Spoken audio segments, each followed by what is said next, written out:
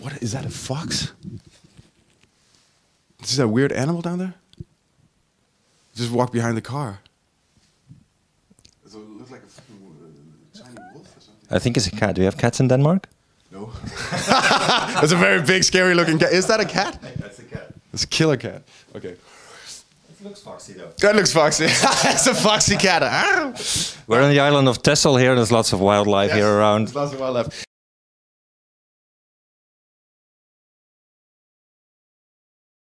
Okay, so I'm here with Michael Aagaard, internationally renowned speaker on copywriting and conversion optimization. Very nice to have you. Thanks, Michael. Oh, thank you. It's great meeting you. Thank you for interviewing me. And you call yourself a copy fanatic. Mm-hmm. So what's that all about? What's the fascination? Well, that was actually a good question. I can't completely remember why I got so into copywriting. Actually, I think it's a thing that just happened. But I think basically it has to do with the fact that well, I'm kind of an extrovert. I like talking to people. I think people are fascinating. I like human beings, human interaction. No kidding, you're an extrovert? I saw you on the stage yesterday. You're dynamite.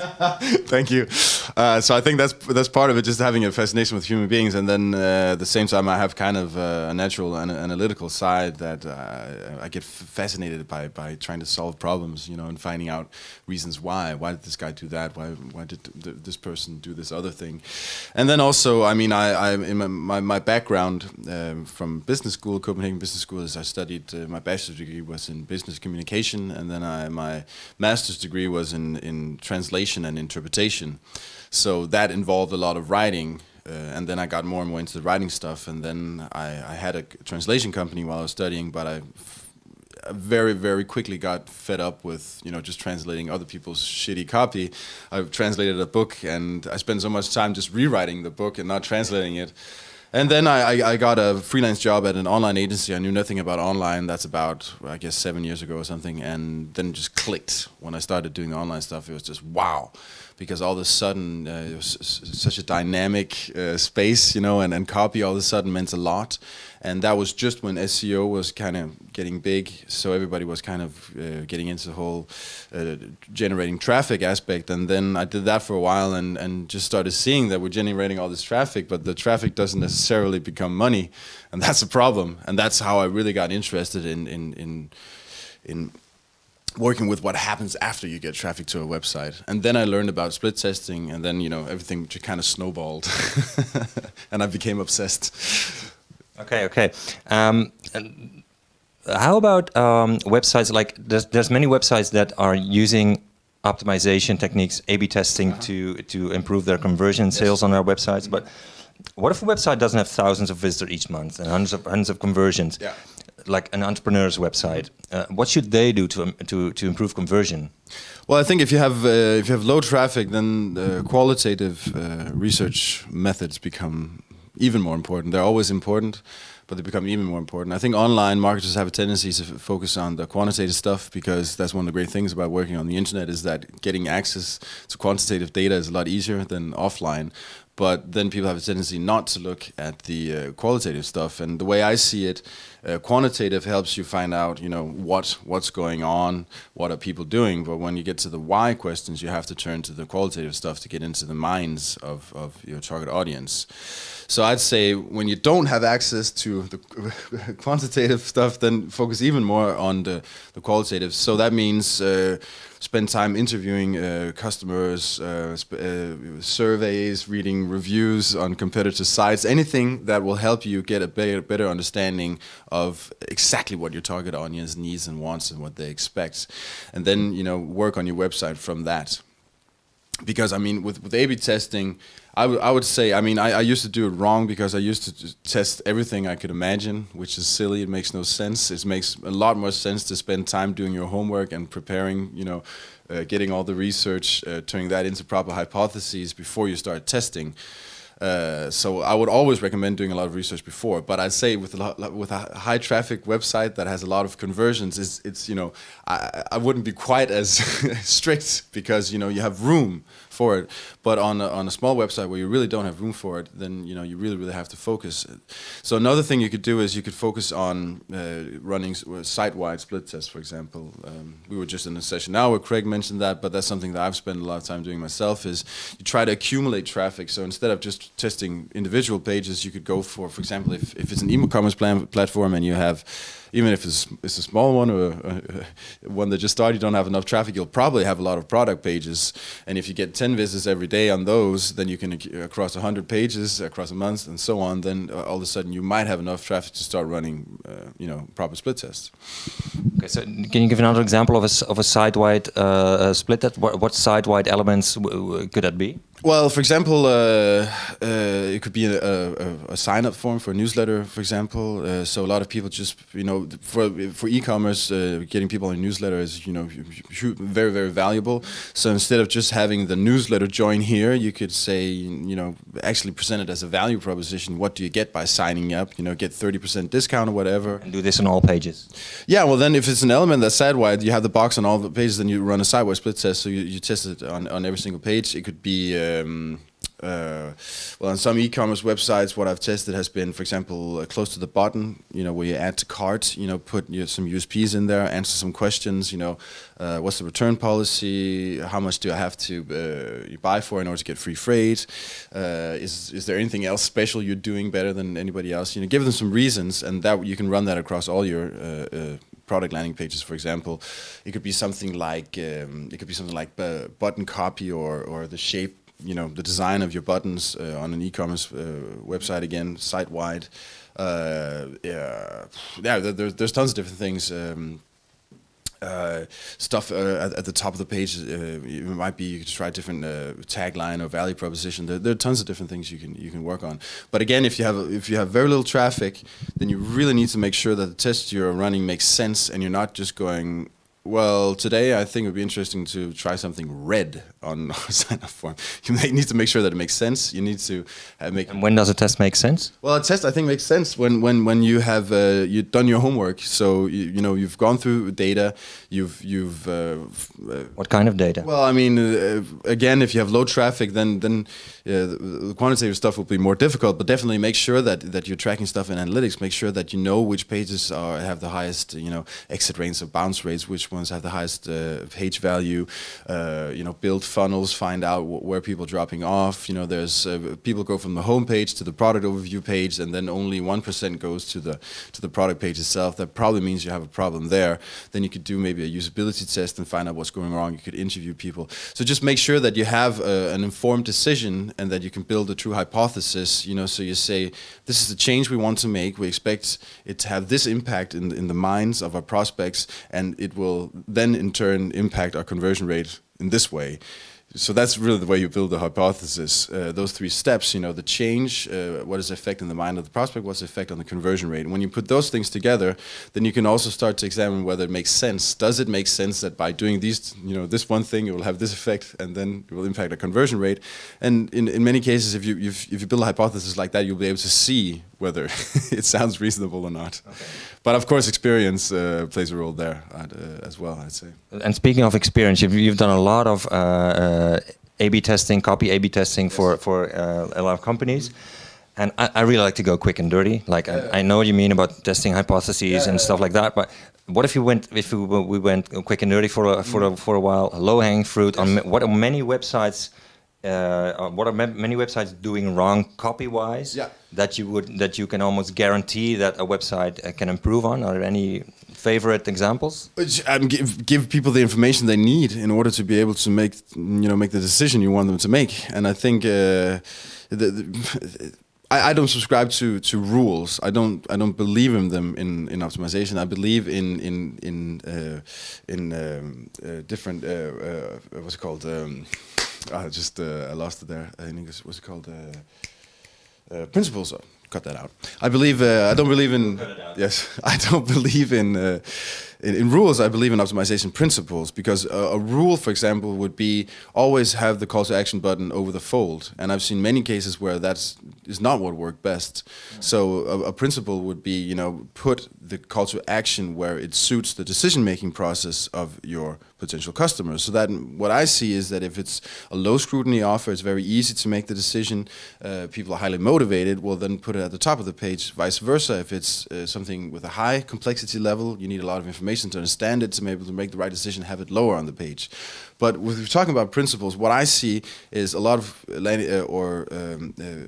websites communicating from a very business-centric point of view. So they're talking just about their, what they need, and not what makes sense to the customer. So a very, very simple example is from a split test. I've run it several times on several different websites in different languages, is changing the wording on a call to action button, for example. So instead of order information, say get information. It sounds stupid, but there's a big difference between ordering something and getting something. The company goes, what we want people to do, we want to order, what should we write? We should write order. But personally, I've never wanted to order anything. I've never heard of anyone who wants to order something, but I know a lot of people, including myself, that want to get something. So, we're turning it around. So that works. And also really just considering who you're writing for and why you're writing it. Are you just writing because you think you're an awesome copywriter and the stuff you write sounds amazing? Or is it actually helping people make the right decision? And I mean, no, so that's one thing, and another thing is also, copy and design go hand in hand. So I see a lot of websites where it's just impossible to read the copy because either because it's so boring that you just have a wall of text pretty much, or the font size is so small that you have to have jet fighter eyesight to be able to read it, or the color schemes are crazy. The designer went nuts. So the headline is the same color as whatever 1,000 other elements. So it's hard to decipher the page, or you have 4 columns with copy all over the place. So I mean, design is very, very important. You have to make it easy to read and scan the copy.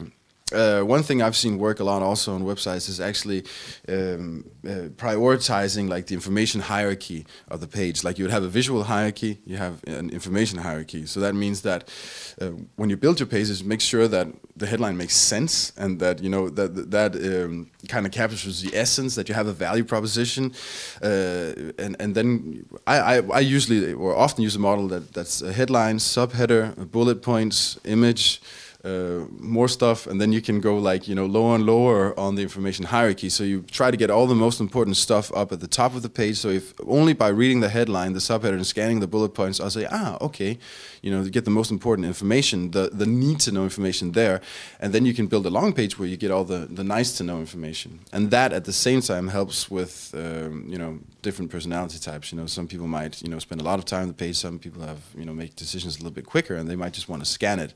I think the problem is with a lot of another thing on websites is also, again, doing research, finding out how to group the information, because I see a lot of websites where when you go through the whole website, you become a detective, and then you can pick out all these little things and go, now I understand. But the website, I shouldn't have to be a detective. You should be the detective, finding out what your users need and putting the information there for them to understand.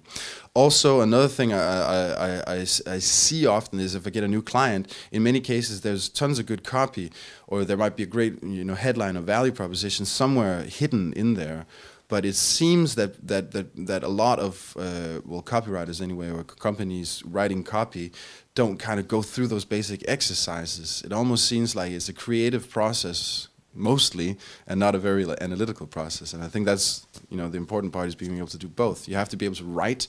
You have to be a good writer, so that it's a pleasure to read the stuff you're writing, of course.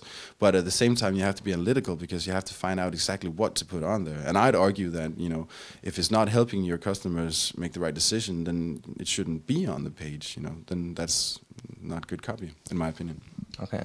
Oh, sorry. Another thing I see is also people have a tendency to kind of go for the kind of Mad Men, Madison Avenue 60s kind of approach, where it's super creative and weird, and it's almost like if you challenge the brain, ask a question or whatever, and the brain won't stop until it answers. I don't really see that happening. I think online, I see this from many different split tests. I see it in my own behavior. I see it from user testing. People are mostly looking for answers. and it's easier to answer a question with an answer than with more questions. So, for example, questions, they have a tendency to backfire in headlines because it's hard to supervise people thinking. So unless the answer is yes to the question, people can sidetrack, And also, I think it's lazy. Why should you use our product? Like, tell me, dude, I can't tell you. That's just lazy. So, yeah. Okay, so those are really great insights. And I want to talk a little bit more about what you said about adding stuff to pages. Like, many people think that clients will not read on the internet. Yeah. Many entrepreneurs believe that they should keep a copy really short on a website because people will not read it anyway. So if I say people don't read on the internet, what do you say? Bullshit. And that's a short answer. And what's a long answer? No, I say people of course read on the internet. I mean, it's not the same as if you're comparing it to a book or a magazine. That's completely two completely different things. If you buy a book, you want to read the next, or you assume you want to read the next 700 pages. If you buy a newspaper, you probably got some articles you want to read. But I mean, I know from having run a blog for a long time that's generated a lot of business for me, and I speak at a lot of events where people refer to the stuff I've written or the ebooks and stuff, and I know that people are reading it.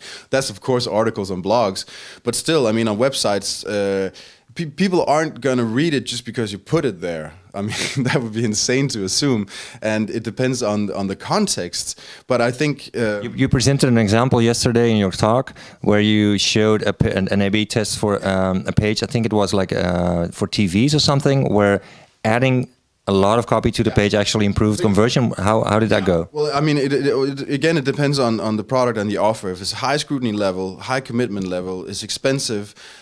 Basically, I just need a lot of information to understand. By high scrutiny level, you mean people will study it more because it's more expensive or more complex? Yeah, I mean, there's more it's more complicated to make the decision because there are more questions you need to get answered.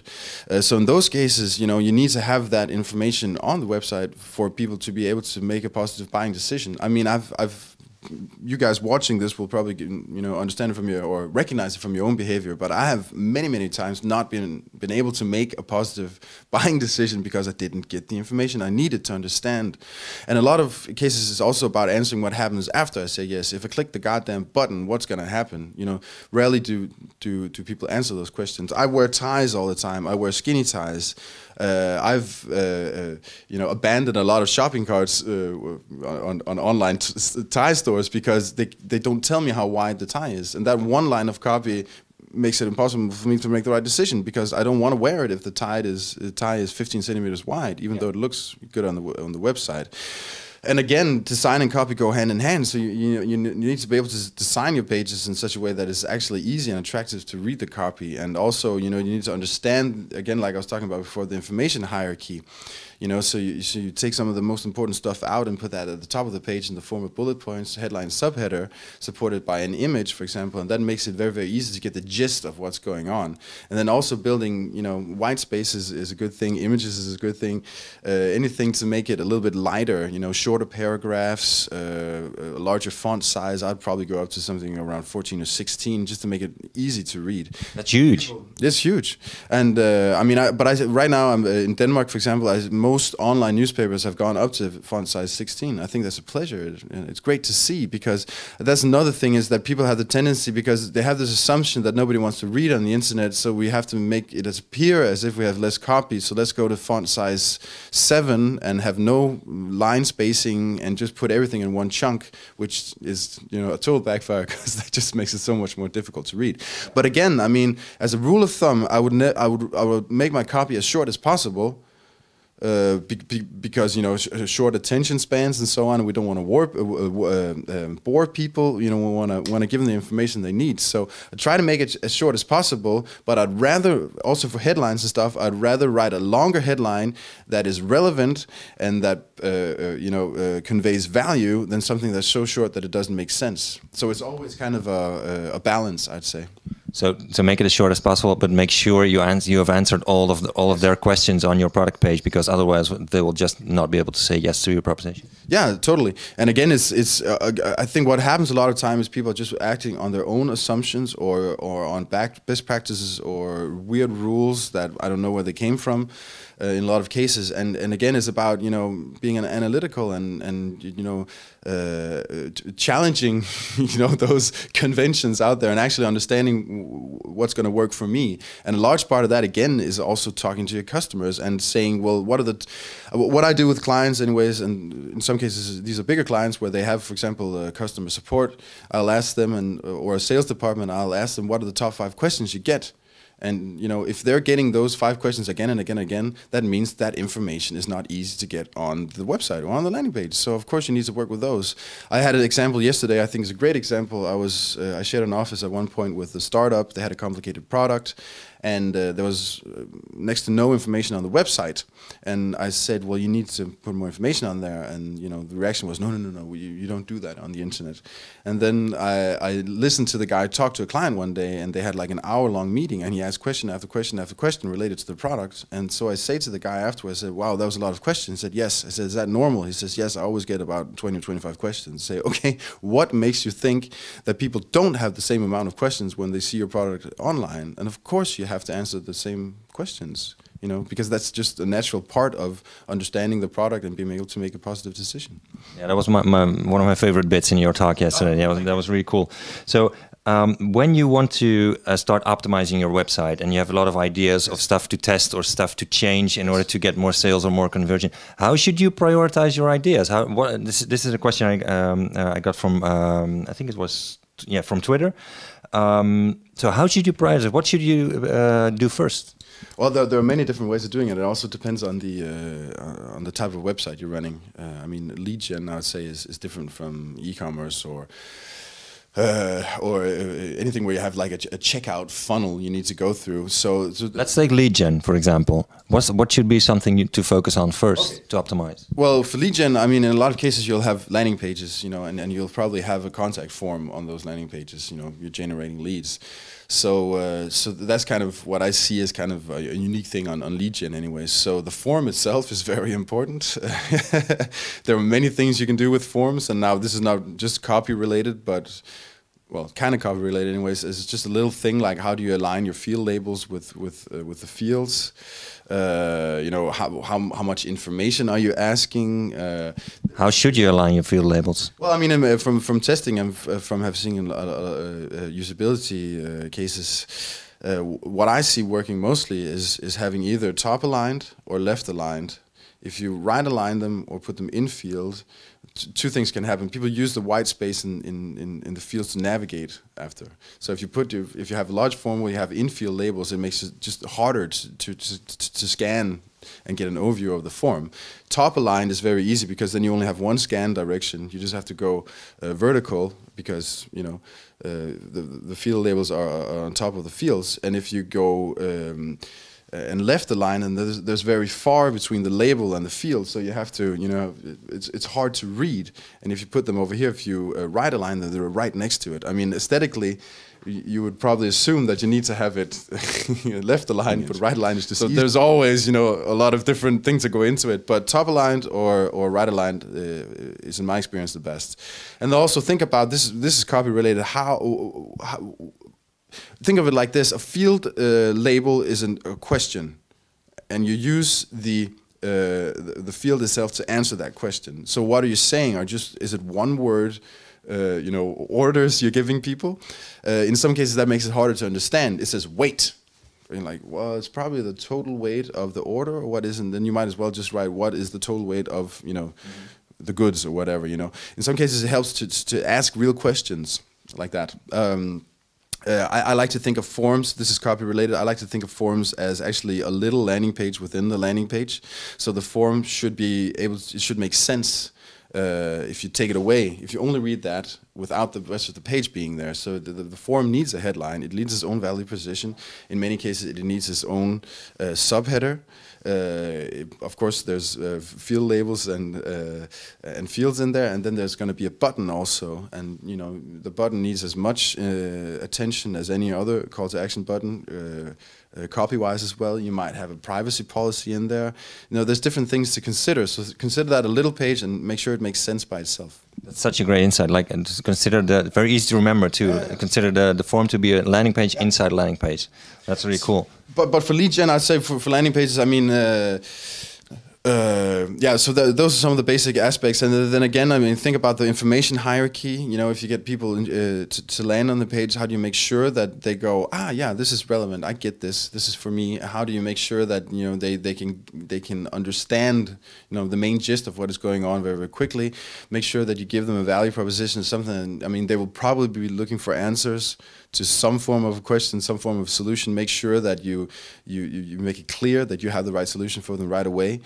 So make sure that, you know, if it's from a campaign, banner ads, whatever, make sure that there's an overlap between the two. Make sure that, you know, one of the things I see from user testing is when people have that kind of, there's kind of like a cut or a break where they don't understand what's going on, that really makes them stop and think. So that would be, for example, you go from a PPC ad that has one, you know, it's focusing on one value proposition and one aspect. You go to a landing page, completely different copy, and that makes you stop because you're like, is this the right place? The same thing with, in a lot of cases, I see banner ads, you know, that have completely different messaging and design from the landing page, and again, that kind of makes you stop and go, well, yeah, this is not where I'm supposed to be. But and for e-commerce, in a lot of cases, I mean, what I see is that the funnel is usually flawed. You know, it doesn't work properly, and that's in the end of the conversion funnel. So anything you're going to optimize there or that works, it's going to give you a lift. So forms again. Well, yeah, that is a form. I say checkout funnel, but it's more complicated because, I mean, with lead gen, it's more simple because, you know, the barrier is lower. But if it's e-commerce, that is it. You know, that's where everything happens. Everybody has to go through your checkout funnel in order to give you their money. So, you know, anything you invest in the funnel is going to be money in the bank. So I'd start from the back, because a lot of times people start with, you know, generating more and more traffic. But if you have a huge dropout rate in the funnel, then it doesn't, you know, you're never going to get the full value. But again, I mean, in order to prioritize, make sure you're looking at data. I mean, go through analytics and you know, set up your funnels and understand where people are, you know, where the holes, where's your website leaking money and visitors.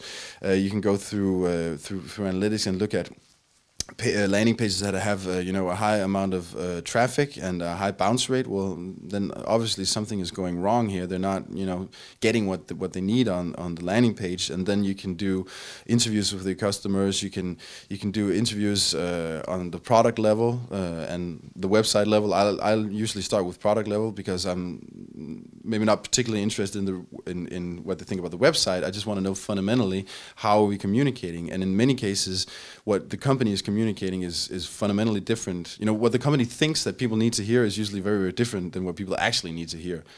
Yeah, now I'm rambling, but yeah, giving some different advice here. But again, just make sure that you know, you're making qualified decisions, and you're not just sitting there in a marketing meeting and people go, well, I think it would be more fun if we use this headline than that headline, and it's all on personal preference. That's, yeah, the worst thing to do, I'd say. Okay. Just one more question. Personas is a subject many people are thinking about when improving websites. So can you explain what a persona is briefly? And Dave Lorez on Twitter asked, what should you put on a page that is visited by many different types of personas? Well, personally, I'm not a big fan of the whole way of working with, or of working with personas. Well, basically, personas is that you try to build, you know, these different customer types, you know, and you try to flesh them out, and you know, write a bio. You put a picture on there. So what it's supposed to help you do is supposed to help you have, well, a fictitious perfect customer, and then within the different segments you have, so I might have, like, you know, we have a lot of 40-year-old women visiting our website, blah blah blah. So you try to make you call her Helga, and she's 40, and she likes riding and cycling, and she has this way of making decisions, blah blah blah. And I guess it works for a lot of people. I see a lot of flaws in it. The fundamental mistake is if you don't use data at all, you don't use the right data, then still it's just your imagination. You're just imagining what you think is your perfect customer, and they might not exist. And then again, you're still optimizing for something that's not there, and that's a huge mistake to make. And again, I think there's a tendency that you don't focus on the important stuff, because all of a sudden you get consumed by these fictitious characters that you've built, and you have this love relationship with them or whatever. So still, there's many types of different people or characters visiting your page. So how do you? So apart from personas, how do you think entrepreneurs or companies should optimize for these different types of people? I'd try to understand who my actual customers are. I'd talk to the real people out there, and of course, if you have a line of products that appeal to different segments or whatever, then understand those segments and try to segment your traffic as much as possible. Instead of throwing them into one general page, put them into landing pages that are tailored to their needs. And if you segment your PPC, for example, it should be pretty pay-per-click. Yeah, your AdWords ads, get them into the right ad groups and stuff, and understand that if people are searching for these specific aspects, then we should send them to this landing page where we have a message match and the content matches their intent. And also, of course, I would look at analytics, and I would try to understand. So people who are coming from organic search are generally looking for these specific things. They visit these pages, they have this pattern of behavior, and then try to understand that segment. That doesn't necessarily mean that it's people who are emotionally driven who make these decisions, because it could be all kinds of different people. They're just coming from one channel. So that's one of the things in analytics also, is understanding new versus returning, understanding how people act on different devices, understanding how people act when they come from different channels, different days of the week. So you have so many different layers that you have to understand, and you can easily pull out the wrong data, and you can easily say that, well, so everybody from Internet Explorer acts this way, so therefore they like this piece of content better than that, and then you can all of a sudden convince yourself that everybody from Internet Explorer 6 has a uniform behavior. But you still have to understand that even though they're coming from Internet Explorer 6, they can come from multiple different channels, and if it was Safari or whatever, well then they can come from Mac, but they can also come from other devices, and multiple different channels, and they can be new and they can be returning. So it's a huge spider web of information that you need to go through and understand, and that doesn't necessarily mean that there's a certain buyer type that you can identify. So for me, I mean that makes more sense to make sense out of the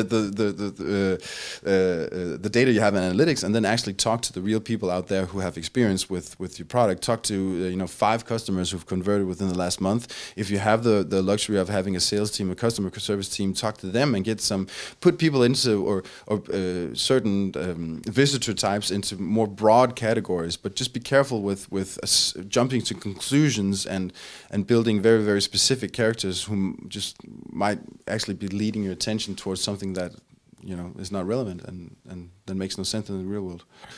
Thank you so much. I could talk to you for hours, but I have to wrap it up now. Thank you so much for your expertise, Michael Aagaard. Thank you. Okay, thanks, man. No problem. That was really interesting. Thank you. Cool. Well done.